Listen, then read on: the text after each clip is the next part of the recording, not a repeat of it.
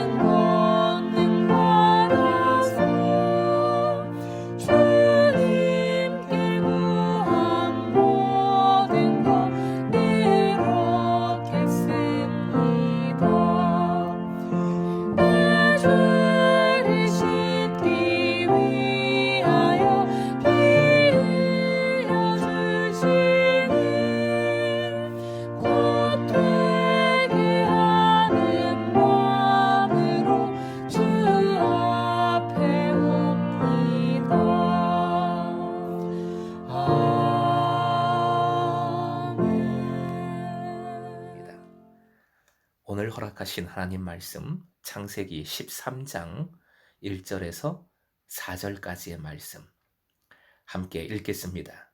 아브라함이 애굽에서 그와 그의 아내와 모든 소유와 롯과 함께 네겝으로 올라가니 아브라함에게 가축과 은과 금이 풍부하였더라. 그가 네겝에서부터 길을 떠나 베델에 이르며 베델과 아이 사이 곧 전에 장막 쳤던 곳에 이르니 그가 처음으로 제단을 쌓은 곳이라. 그가 거기서 여호와의 이름을 불렀더라.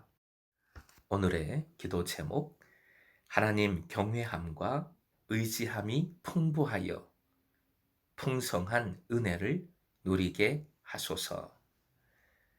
하나님 경외함과 의지함이 풍부하여 풍성한 은혜를 누리게 하소서.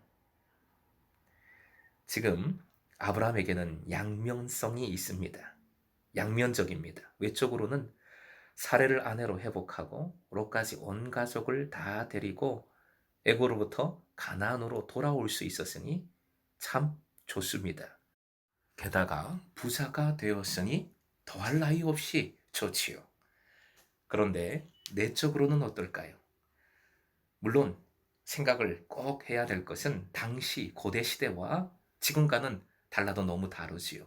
또 동서양의 차이 등을 반드시 고려해야 합니다.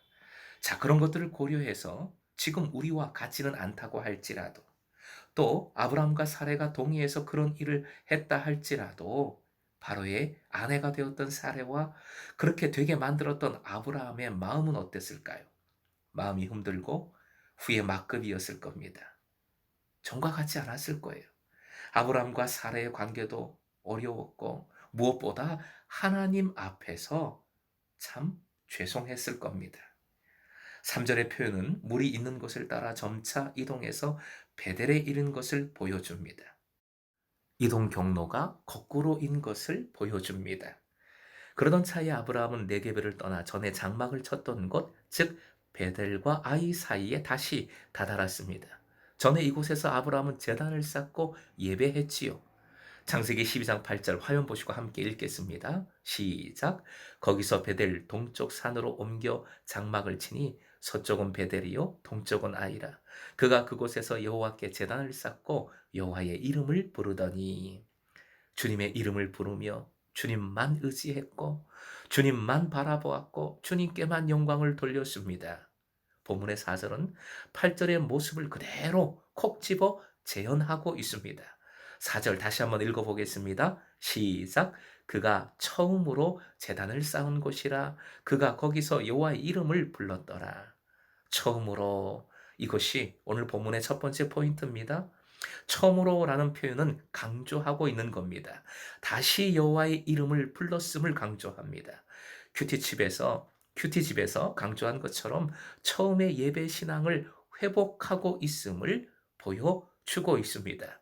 8절에서 가졌던 예배의 경험, 고백, 전적인 의지를 다시 회복하고 있음을 보여주는 것이지요. 하나님께서 새로운 은혜를 주셨음도 나타내고 있습니다.